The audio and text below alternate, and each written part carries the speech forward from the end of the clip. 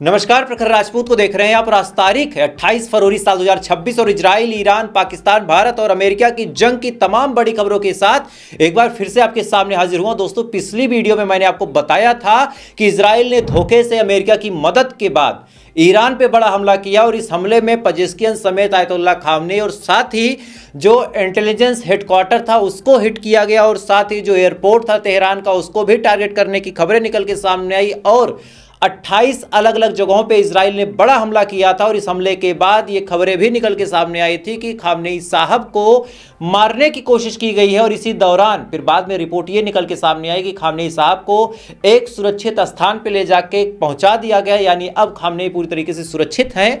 और ईरान का इसमें पूरा प्लान दोस्तों ये है कि खामनेई की लोकेशन, पेजेश्कियान की लोकेशन और अली लारिजानी की लोकेशन किसी भी सूरत हाल में अमेरिका और इजराइल तक ना पहुंचे। लेकिन इसके बावजूद एक बड़ा सवाल दोस्तों ये था कि क्या ईरान पलटवार करेगा, क्या ईरान रिएक्ट करेगा और रिएक्ट कैसे करेगा, कितना वक्त लगाएगा और साथ ही जो रिएक्शन का लेवल होगा वो कितना हाई होगा। और क्या जो ईरान ने अपने बारे में बोला था क्या उन तमाम दावों पे ईरान खरा उतर रहा है। चूंकि पहले वीडियो में यही सवाल मैंने उठाया था, लेकिन फाइनली उसका जवाब दोस्तों निकल के सामने आ गया है। ईरान अपने दावों पे 100% खरा उतरता हुआ नजर आ रहा है।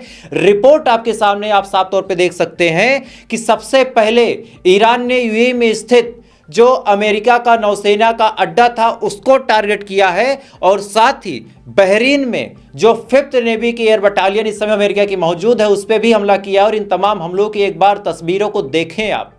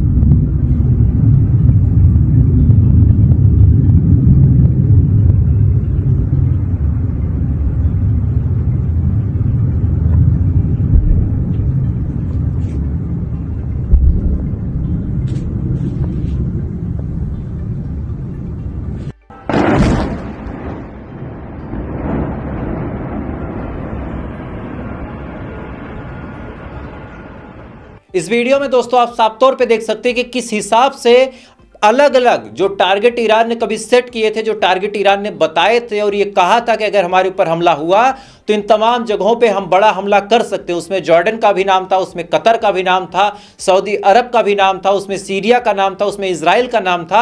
और इनमें से ज़्यादातर टारगेटों पे इस समय ईरान की मिसाइलें धड़धड़ा के गिर रही हैं। और आलम ऐसा है कि ईरान ने अकेले ही 5 से 6 देशों के साथ जंग का माहौल बना दिया है। कुवैत पे भी हमले की खबर आ रही है, अबू धाबी पे भी हमले की खबर आ रही है, इधर बहरीन से खबर आ रही है। साथ ही आपको बता दें कि सीरिया के ऊपर भी ईरान हमला कर सकता है। और ऐसे हाल में ईरान ने एक बार फिर से दोस्तों बता दिया है कि ईरान किसी से डरने वाला नहीं है, ईरान किसी के आगे झुकने वाला नहीं है। लेकिन हाँ, इसी बीच दुबई का बहुत बड़ा बयान दोस्तों निकल के सामने आया। दुबई ने साफ तौर पे कहा है कि हमारे ऊपर जो हमला हुआ है इस हमले का हम बदला लेंगे। लेकिन अगर ये देश इतने परेशान हैं जो केवल और केवल अमेरिका और इजराइल का बेस रखते थे, जो जिन देशों ने हमला किया आखिर उनका क्या हुआ, तो आपको इजराइल की खबरों की तरफ लेके चलता हूं।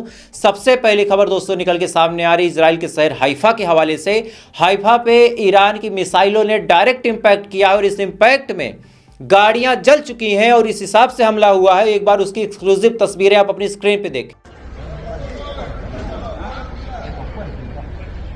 इस वीडियो में दोस्तों आप साफ तौर पे देख सकते हैं कि गाड़ियां जल रही हैं, यानी ईरान की जो बैलिस्टिक मिसाइलें हैं वो मिसाइलें इंपैक्ट कर रही हैं। और साथ ही खबर यह भी है कि अलग अलग शहरों के लिए अलग अलग जगहों पे नोटम और अलर्ट जारी किया गया है। और साथ ही एक लिस्ट इजराइल ने निकाली है और कहा है कि ये जो शहर हैं ये ईरान की मिसाइलों के जद में हैं और इनके लोग फौरन बंकरों में चले जाएं। और उसके बाद ईरान के हमले के डर से इजराइल के जो लोग हैं, जो लोग अब तक गरज रहे थे, जो लोग अब तक ये कह रहे थे कि ईरान के आगे हम नहीं दबेंगे, नेतन्याहू तुम मारो, जैसे हमारे यहाँ नेताजी के पीछे लोग कहते हैं कि नेताजी संघर्ष करो, हम तुम्हारे साथ हैं, सेम बयान जो इजरायली लोग दे रहे थे, जो यहूदी सेम बयान दे रहे थे, फाइनली अपडेट निकल के सामने आ गई है कि वो तमाम लोग बंकरों में छुपे हुए नजर आए। और एक बार उसका एक्सक्लूसिव वीडियो आप अपनी स्क्रीन पे देखें पहले।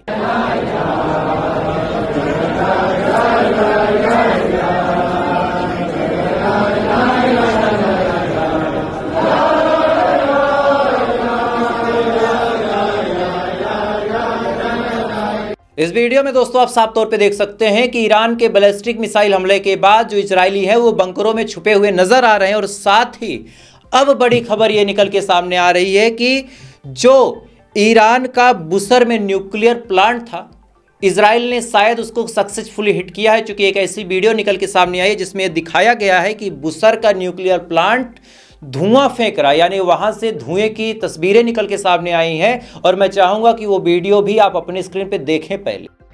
वोय वोय या खुदा, या इमाम हुसैन, शहर मुशकी जम ज़ैदन, शहर मुशकिल, या खुदा खुदा, या खुदा खुदा। इस वीडियो में दोस्तों आप साफ तौर पे देख सकते हैं कि बुशर का जो न्यूक्लियर प्लांट था वो डैमेज हो चुका है, यानी ईरान को एक बड़ा झटका, एक बड़ा नुकसान हुआ है अमेरिका और इजराइल की जॉइंट ऑपरेशन के बाद। चूंकि जिस हिसाब से हमला हुआ है, बात बहुत साफ है कि ईरान उतना तैयार नहीं था, ईरान को यह जानकारी नहीं थी कि इतना जल्दी हमला हो सकता है, या फिर इतना इंटेंस हमला दोनों देश धोखे के साथ मिलकर करेंगे। चूंकि सबको पता था कि बातचीत हो रही है, नेगोशिएशन हो रहा है, शायद कोई रास्ता निकल जाए, लेकिन अमेरिका और इजराइल एक बार फिर से अपनी हरकतों से बाज नहीं आते। अमेरिका और इजराइल एक बार फिर से वही काम करते हैं जिस काम के लिए ये बदनाम थे। बहरहाल इसी बीच बहुत बड़ी अपडेट फिर से निकल के सामने आई है कि इजराइल और उसके जो सपोर्टर्स हैं, यानी जैसे अमेरिका हो गया और बाकी और जो लोग हैं, वो अगल बगल के देशों के साथ जंग के आसार में फंसते नजर आ रहे हैं। चूंकि हुतीस की तरफ से बड़ा बयान आया है कि अब हम अमेरिका के खिलाफ फुल स्केल वार का ऐलान करते हैं। और साथ ही इसी खतरे को मद्देनजर रखते हुए एक बार फिर से अपडेट आई है कि लेबनान के ऊपर इजराइल ने बड़ी एयर स्ट्राइक की है और यमन के ऊपर भी एयर स्ट्राइक की खबरें आ रही हैं। और इसी बीच ईरान के ऊपर लगातार क्रूज मिसाइलों से, जी हाँ, एग्जैक्ट नाम निकल के सामने आ गया है, क्रूज मिसाइलों से इजराइल और अमेरिका ने हमला किया है। और इन हमलों की तस्वीरें एक बार फिर से अपनी स्क्रीन पर आप फ्लैश होते हुए देखें।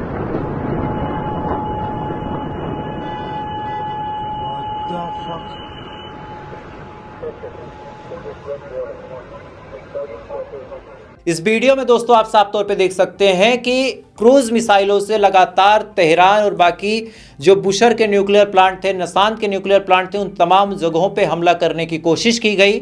साथ ही पेजेश्कियन और खामनेई को जान से मारने की कोशिश की गई। जो इंटेलिजेंस हेडक्वार्टर था उस पर भी हमले की खबरें आई हैं। और साथ ही एयरपोर्ट, जो तेहरान का एयरपोर्ट है, उस पर भी हमले की खबर आई है। इवन कहानी यहाँ तक पहुँच गई है कि पूरी दुनिया ने ईरान के अंदर की अपनी सारी फ्लाइटों को कैंसिल कर दिया है। और साथ ही बहुत बड़ी अपडेट दोस्तों निकल के सामने आ रही है कि पेजेश्कियन को भी मारने की कोशिश हुई है। और द टाइम्स ऑफ इजराइल के हवाले से आपको बता रहा हूं और इजरायली डिफेंस फोर्स के हवाले से दोस्तों आपको बता रहा हूं कि बड़ा बयान इजरायली डिफेंस फोर्स ने दिया है कि हमने जानबूझ के खामनेई और पेजेश्कियन के ठिकानों को टारगेट किया है। हालांकि अभी तक ये चीज़ें क्लियर नहीं हुई हैं कि खामनेई और पेजेश्कियन, इन दोनों के ठिकानों को सटीकता के साथ इंपैक्ट किया जा चुका है या फिर नहीं किया जा चुका है। ये एक बहुत बड़ी अपडेट है, इसके बारे में भी हम आपको बताएंगे। लेकिन इसी बीच बेंजामिन नेतन्याहू ने पहली बार प्रेस कॉन्फ्रेंस करके इस हमले की जिम्मेदारी ली और कहा कि ये हमला हमने इस वजह से किया चूंकि अगर ये हमला ना करते तो ईरान की ताकत इतनी ज़्यादा बढ़ जाती कि ईरान पूरी दुनिया में अजेय हो जाता, यानी एक ऐसा देश जिसको कभी भी हराया ना जा सके। और ये हमारे लिए फिर नेशनल सिक्योरिटी का इशू हो जाता, यानी यहाँ पे फिर से साफ तौर पे ईरान के बारे में अपना डर बेंजामिन नेतन्याहू ने जाहिर किया। और क्या कुछ कहा, थोड़ा सा सुने आप।